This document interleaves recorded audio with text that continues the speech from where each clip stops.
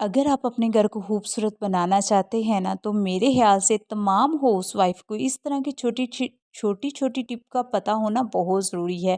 वो कौन-सी टिप हैं जिनको आप फ़ॉलो करके अपने घर को जन्नत की तरह बना सकते हैं। एक हाउसवाइफ़ ही अपने घर को खूबसूरत बना सकती है, चाहे वो मार्केट से महँगे-महँगे ऑर्गेनाइज़र खरीद कर रखे, चाहे वो बेकार चीज़ों से ही टूल्स बना के उसको बेहतर लुक दे सकती है। वो किस तरीके से दे सकती है, ये आज की टिप में मैं आपके साथ शेयर करूँगी। क्या आप भी घर में रहते हैं और आप भी अपने हाथ-पाँव को खूबसूरत बनाना चाहते हैं, तो इन टिप को लाज़मी फ़ॉलो कीजिएगा। अस्सलाम वालेकुम, welcome to back my channel.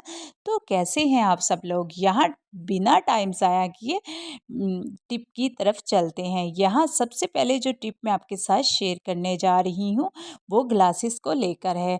अक्सर हर घर में एक ना एक ऐसा अफ़राद होता है जिसको ग्लासेस तो लगे होते हैं, मगर इन ग्लासेस को डालने के बाद अगर हमें थोड़ी तवज्जो नहीं करेंगे इनकी तरफ, इनकी सफाई की तरफ, तो ये हमें फ़ायदा देने की बजाय उल्टा हमें नुकसान होता है। वो कैसे नुकसान होता है, अगर आप भी मेरी इन बातों से इत्तेफ़ाक करते हैं तो आपने वीडियो को ज़रूर फॉलो करना है, ज़रूर देखना है, ताकि आप इन छोटी-छोटी टिप को देखकर ग्लासेस को घर में ही खूबसूरत और साफ़ कर सकते हैं और स्क्रैचेस से भी बचा सकते हैं। यहाँ मैंने परफ्यूम ली थी, परफ्यूम को ऊपर स्प्रे करके आप टिश्यू की मदद से अच्छा से साफ़ कर लें। साफ़ करने के बाद यकीन माने कि आप खुद रिज़ल्ट देख सकते हैं। मैंने बहुत सी टिप शेयर की हैं, कोई एक भी टिप आप फॉलो कर सकते हैं। नेक्स्ट टिप जो मैं आपके साथ शेयर करने वाली हूँ, ये भी बहुत ज़बरदस्त है, क्योंकि अक्सर हमारे घर में इस तरह के रसाले तो बहुत ज़्यादा आते हैं और कुछ बच्चियों को इस तरह के मैगज़ीन, रसाले पढ़ने का बहुत शौक़ होता है। तो हर मंथ हमारे घर में इतने आते हैं कि अगर हमारे पास टीवी अगर हमारे पास रैक वग़ैरह ना हो, बुक रैक ना हो, तो ये इधर-उधर पड़े रहते हैं। तो कैसे हम इन चीज़ों को ऑर्गेनाइज़ कर सकते हैं? आपने एक अदद हैंगर लेना है और हैंगर पे जिस तरीके से मैं लगा रही हूँ, इसी तरीके से आपने रसाले का सेंटर पकड़ कर इसको हैंगर पे लगा देना है।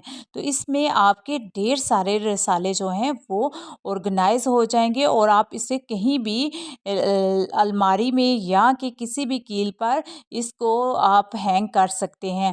तो इस तरीके से जब आपको ज़रूरत हो आप लें, इस्तेमाल करें और दोबारा से उधर ही रख दें। इस तरीके से आपको जगह भी कम घेरी जाएगी और आपके घर भी अनटाइडी नहीं लगेगा। इधर-उधर बिखरे पड़े होंगे तो घर गंदा महसूस होता है। नेक्स्ट टिप मैं आपके साथ शेयर करती हूँ, जब भी हम दीवारों पर या कोई बच्चों की बर्थडे पार्टी होती है तो इस तरीके से डबल साइड टेप दीवारों पर लगाते हैं, मगर वो निकालने के बाद अच्छा खासा पेंट भी उतर जाता है। तो यहाँ हम सेलो टेप का इस्तेमाल करेंगे। आपने क्या करना है, इस तरीके से सेलो टेप को कट कर लेना है और कट करने के बाद आपने जहाँ भी डबल साइड टेप लगी हुई है वो आप उतारने से नहीं उतरी, तो इसका आसान सा हल मैं आपके साथ शेयर करूँगी। क्योंकि अक्सर ऐसा होता है, एक बाज़ दफ़ा जहाँ हमने इसको लगाया होता है ना, वहाँ से पेंट भी उतर जाता है। तो अगर आपको लगता है कि पेंट उतरता है तो फिर आप इस तरीके से, क्योंकि दोस्तों ये इतनी मज़बूत होती है, इसको निकालते हुए काफ़ी हमें मेहनत करनी पड़ती है और यहाँ तक कि हमारा पेंट भी ख़राब हो जाता है। तो ये टिप बहुत ही आसान है, आप इस तरीके से और इस तरीके से आप अपनी दीवारों को साफ़ कर सकते हैं बग़ैर मेहनत किए। होप करती हूँ कि आपको मेरी ये टिप भी अच्छी लगी होगी। नेक्स्ट टिप मैं आपके साथ जो शेयर करने जा रही हूँ वो है, किचन स्लैब पर अगर गलती से भी ऑयल गिर जाता है या घी गिर जाता है, तो अगर हम उसे कपड़े की मदद से साफ़ करते हैं ना, तो वो हमारी स्लैब जो है वो इतनी चिकनी हो जाती है और जहाँ तक जिस कपड़े से भी साफ़ किया जाता है ना, उससे भी ऑयल को निकालना बहुत मुश्किल हो जाता है। तो यहाँ एक सिंपल सी टिप शेयर करूँगी, और आपने थोड़ा सा आटा लेना है और ऑयल पे डाल देना है, ठीक है? जितना भी ऑयल है ना वो आटा अपने अंदर अब्सॉर्ब कर लेगा और जो किचन स्लैब है ना, ये बिल्कुल भी चिकनी नहीं होगी, बहुत आसानी से साफ़ हो जाएगी। और कुछ लोग ये वीडियो देखने के बाद ये भी सवाल कर सकते हैं, जी ये तो रिस्क है, ज़ाया होगा, आपने इस तरह नहीं करना था। मगर मैं वो चीज़ भी आपसे शेयर कर देती हूँ कि जब कभी भी हम आटा डालते हैं ना, तो अक्सर ऐसा होता है कि इसको भी आपने नहीं फेंकना, ठीक है? आप देख सकते हैं ना, ये घी में आटा बिल्कुल अंदर जज़्ब कर लिया हुआ है। तो आपने इसको रख देना है किसी डिश में। जब आप सुबह उठते हैं, नाश्ता बनाते हैं ना, तो उस टाइम आप परिंदों की, मेरी आदत है कि मैं परिंदों की रोटी बनाती हूँ, तो वो सबसे पहले मैं परिंदों की, तो आप भी कोशिश किया करें कि परिंदों के लिए जब आप रोटी बनाते हैं तो इसको उस आटे में मिक्स करके तो उनको डाल दें, इससे आटा ज़ाया नहीं होगा, ठीक है। नेक्स्ट टिप मैं आपके साथ जो शेयर करने जा रही हूँ, जब कभी हम अदरक लाते हैं ना, तो 1 वीक जब गुजर जाता है ना, तो वो साइडों से ख़राब होना स्टार्ट हो जाती है। जैसा कि महंगाई दौर है, हर चीज़ ही बहुत महंगी हम बाय करके लाते हैं और बिल्कुल भी दिल नहीं चाहता कि इस तरह की चीज़ें ज़ाया हों, और ना ही समझदार औरतें इन चीज़ों को ज़ाया करती हैं, ठीक है। तो यहाँ आपने क्या करना है, कोई भी शीशे का जार ले लेना, ठीक है, उसमें पानी भर लेना है। पानी भरने के बाद आपने अदरक इसमें डाल के इसको फ्रिज में रख देना है। तो आप देखेंगे, यकीन करें कि जो अदरक 1 वीक चलती है ना, वो जब आप ये अमल करेंगे ना, तो ये अदरक जो है 3 से 4 वीक तक चलेगी। एक दफ़ा लाज़मी इसको ट्राई करिएगा, 100% ये वर्क करती है। नेक्स्ट टिप जो मैं आपके साथ शेयर करने वाली हूँ, बहुत ज़बरदस्त एक टूल बना के आपके साथ शेयर करूँगी। आपने कहीं जाना नहीं, यहाँ ही आपने रहना है मेरे साथ, वीडियो वीडियो को मुकम्मल देखना है। बहुत मेहनत से दोस्तों आपके लिए वीडियो बनाई जाती है, तो प्यारा सा कमेंट्स भी किया करें। तो यहाँ मैंने बाटल ले लिया और इसको ये इसके ना हाफ में रख के ना मैं कट लगा लूँगी, ठीक है। ये बाटल के मुनासबत से आप छोटी बड़ी कट कर सकते हैं। ये मैंने 1 लीटर की बाटल ली थी और इसको मैं सेंटर से कट करने लगी हूँ, ठीक है। ये ऐसा टूल बनकर तैयार होगा कि आप महँगे-महँगे ऑर्गेनाइज़र और टूल्स वग़ैरह जो खरीदते हैं ना, बिल्कुल उनको खरीदने की ज़रूरत नहीं है। यहाँ एक बाटल का और हम ढक्कन ले लेंगे और इधर नाइफ़ को करेंगे गरम, और गरम करने के बाद ना हम इसका साइड से, जैसे एक दोनों साइडों से ना हम अपोज़िट इसका ना एक-एक छोटा-छोटा पार्ट जो है वो निकाल लेंगे। जैसे कि आपको वीडियो में नज़र आ रहा है, ये दोनों साइडों से मैंने निकाल लिया है और छुरी को थोड़ा-सा मैंने गरम किया था। और अब हम क्या करेंगे जी, ग्लू गन की मदद से ग्लू लगा लेंगे और इसका ढक्कन को इस तरीके से ऊपर हल्का सा प्रेस करेंगे ताकि ये अच्छे से चिपक जाए, और बिल्कुल जब आप इसको इस तरीके से चिपकाएंगे ना, ये बहुत मजबूती से चिपक जाएगा, ठीक है। ये एक दफ़ा जैसे ग्लू खुश्क होगी ना, तो ये बहुत मजबूती से चिपक जाएगा। तो ये इसका हम कहाँ इस्तेमाल करने वाले हैं, आए हम बताते हैं। अक्सर हम किचन में जब कभी मोबाइल का यूज़ कर रहे होते हैं ना, तो किचन स्लैब पे पानी वगैरह होता है, तो इससे ना बहुत डर होता है। यहाँ के जो छोटे बच्चे कार्टून वगैरह देखते हैं ना, आप उसको भी इस तरीके से लगा के दूर रख सकते हैं ताकि बच्चे इजीली देख सकें। नज़दीक से देखने से उनकी आंखों पर असर पड़े। है ना कमाल की टिप, बगैर पैसे ज़ाया किए हमने कितना ज़बरदस्त बना लिया। नेक्स्ट टिप जो मैं आपके साथ शेयर करूँगी, अक्सर जब भी औरतें किचन में बहुत ज़्यादा काम करती हैं ना, जैसे कि बर्तन धोती हैं और उसके अलावा किचन से हट के जब कपड़े वगैरह धोती हैं, तो हाथ काफ़ी ड्राई हो जाते हैं, सन टैन हो जाती है कपड़ों को, क्योंकि फैलाना होता है धूप में, फिर खुश्क हो जाते हैं, यहाँ तक कि रिंकल वगैरह भी हाथों पे काफ़ी ज़्यादा हो जाते हैं, झुर्रियाँ वगैरह। तो किस तरीके से हम इसका हल निकाल सकते हैं, आपने एक लेमन लेना है, उसको सेंटर से कट करना है और थोड़ी सी कोलगेट लगानी है। ये दोनों चीज़ें इतनी ज़बरदस्त रेमेडी है ना कि आप सोच भी नहीं सकते। इससे इतनी अच्छी सफाई होती है ना हाथों की, नकल्स जो गंदे हुए होते हैं ना, सन टैन जो हुए होते हैं, और जो हमारे हाथों की ब्राइटनेस है वो डल हुई होती है। तो इसको जब आप एक दफ़ा इस्तेमाल करेंगे ना, तो एक दफ़ा आपने इसको क्लॉकवाइज़ एंटी क्लॉकवाइज़ गोल सर्कल में ना आपने हल्का-हल्का ना इसको मतलब कि रब करते जाना है। तकरीबन 5 मिनट कर लें, 3 मिनट कर लें, जितना आपके पास टाइम है, मगर कम से कम 5 मिनट आप इसको हल्का-हल्का दोनों हाथों पे रब करें। रब करने के बाद नॉर्मल टैप वाटर से आप इसको वॉश कर लें। यकीन करें कि आप एक दफ़ा ही जब इसको करेंगे ना, तो आपको लाइव रिज़ल्ट मिल जाएगा, ठीक है। आप खुद देखेंगे कि कितना ज़बरदस्त इसका रिज़ल्ट है, ठीक है। अगर आप इसमें ऐड करना चाहें तो थोड़ा-सा 1 पिंच के करीब या 2 पिंच आप इसमें बेकिंग सोडा भी ऐड कर सकते हैं। ये तीनों चीज़ें इतना ज़बरदस्त रिज़ल्ट आपको देंगी ना, जितने भी आपके नकल्स ब्लैक हुए होंगे, सन टैन हुई होगी, वो ऐसे रिमूव होगी ना कि आपको पार्लर जाने की ज़रूरत नहीं पड़ेगी और ना ही महँगे-महँगे ट्रीटमेंट करवानी पड़ेगी, ठीक है? तो ये देखें, धोने के बाद जो रिज़ल्ट है वो भी आपके सामने है। तो इस तरीके से आप अपने हाथों को नीट एंड क्लीन कर सकते हैं, ठीक है? अगर हफ़्ते में 2 या 3 दफ़ा आप करेंगे, इसका कोई साइड इफ़ेक्ट नहीं है, कोई मतलब इसके मतलब के नुकसानात नहीं है, बल्कि आपको ट्राई करने के बाद आपको खुद इसके रिज़ल्ट मिलेंगे। होप करती हूँ कि आपको मेरी ये टिप भी अच्छी लगी होगी। तो आज की जो अगली टिप है वो मैं आपके साथ शेयर करती हूँ कि अक्सर हमारे किचन में ये 2 इश्यू तो लाज़मी होते हैं, सभी बहनों को होते होंगे। एक मिर्चें काटते हुए और दूसरा जो है प्याज़ काटते हुए। मिर्ची और प्याज़ काटने में आजकल जो कॉलेज गोइंग बच्चियाँ हैं जो कि नई-नई कुकिंग सीख रही हैं ना, उनके लिए तो ये सबसे बड़ी प्रॉब्लम होती है। मिर्चें और प्याज़ काटते हुए ना वो अक्सर किचन से यही आवाज़ें आ रही होती हैं, अम्मी किचन में आएँ, आके ये काट दें, ये काट दें। हमसे आँखों में पानी आता है, हाथों पे मिर्चें लगती हैं, जलन होती है। तो अगर आपके पास इस तरह के ग्लव्स हैं तो सबसे बेस्ट है, ठीक है?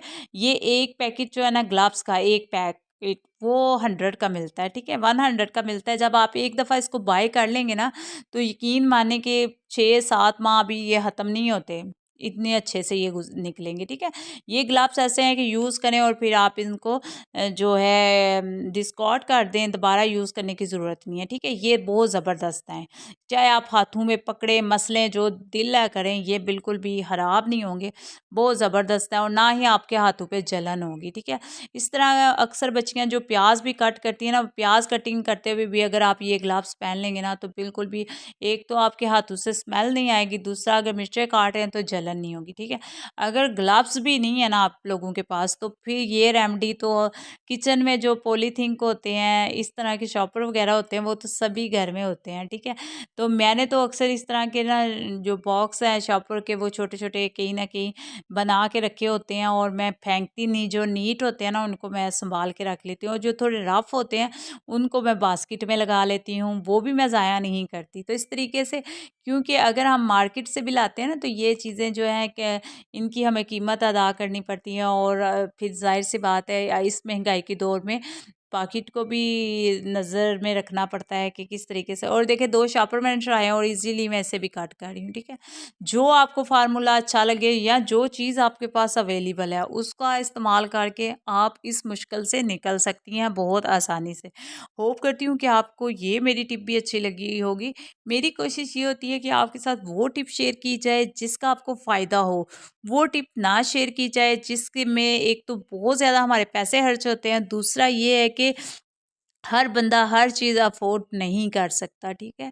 टिप बताने का ये मतलब होता है या कि जुगाड़ लगाने का ये मतलब होता है कि आप पुरानी से पुरानी चीज़ को भी इस्तेमाल में कैसे ला सकते हैं, ठीक है? ये वो चीज़ है। होप करती हूँ कि आपको मेरी ये टिप भी अच्छी लगी होगी। नेक्स्ट टिप जो मैं आपके साथ शेयर करने वाली हूँ, वो किचन में हम जब मेरी बहनें या हम लोग जब किचन में घुसते हैं ना, तो हमारा इतना टाइम वेस्ट होता है ना, जितना सोच भी नहीं सकते, ठीक है?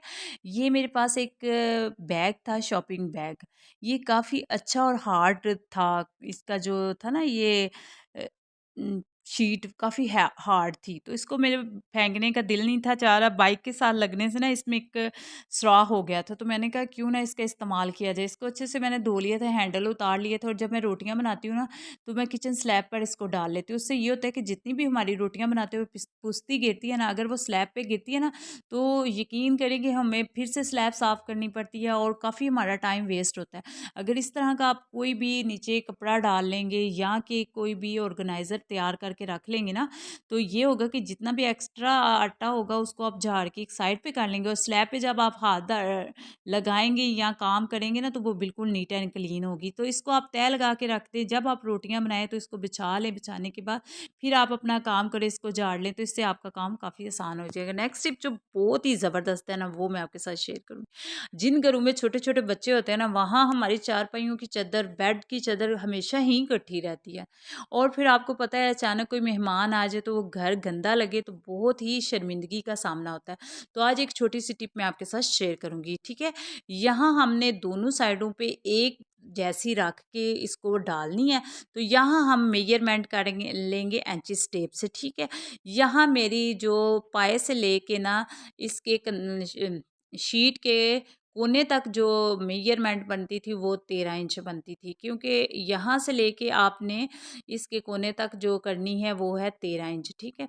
इसको आपने तिरछा रखना है, ये देखे तकून में आपने इस तरीके से रख के ना, तो इसको हमने किस तरीके से सिलाई लगानी है वो भी मैं आपको बता देती हूँ।